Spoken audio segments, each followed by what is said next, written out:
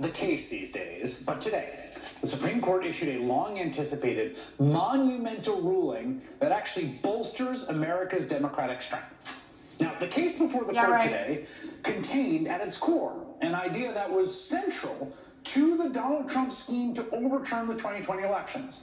The question of whether state legislatures can do whatever they want in elections, up to and including simply appointing electors to their preferred candidate, even when the citizens of their state vote the other way. Trump's lawyers pushed the idea that Republican legislators in all kinds of states could simply ignore the will of the people in states that voted for Joe Biden and opt instead to send their own fake electors, Trump electors, to Congress.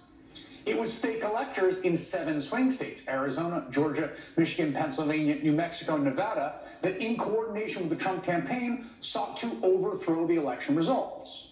Trump and his lawyer John Eastman, along with others, actively lobbied for it and pushed this idea across multiple states, trying, in fact, to get state legislatures to abandon their core democratic duty and choose instead a path to essentially crown Trump king. Oh, yeah. Here's the former Speaker of the Arizona House, Republican conservative Rusty Bowers, describing a 2020 call he got from Trump coup lawyer John Eastman. Tell us. Listen, this is funny. And what did Dr. Eastman want you to do? Stand-up guy right there.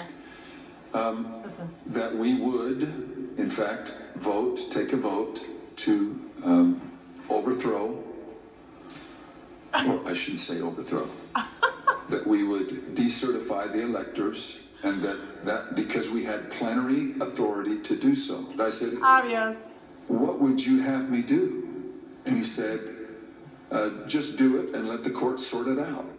Plenary authority, absolute, total authority. The state legislators have total authority over who wins an election. We now have new reporting from the Washington Post that special counsel Jack Smith has taken a keen interest in the fake electors plot, focusing specifically on potential fraud. New York Times recently reported that one of the Trump campaign's key players in the scheme may actually be cooperating with federal prosecutors. And tomorrow, Republican Georgia Secretary of State Brad Raffensperger, who Trump infamously called and told to find roughly 11,000 votes to overturn the Georgia results, will meet with federal prosecutors for, as far as we know, the first time on the special counsel's team in Atlanta. We're going to have more on the special counsel's investigation and the rapid developments coming up. But again, at the core of Trump's attempted coup, and there's a bunch of things going on, but at its core, as articulated by John Eastman, as he told Rusty Bowers, is this bizarre, to my mind, facially ludicrous, fringe idea that conservatives ran with after their scheme failed to return Trump to the White House.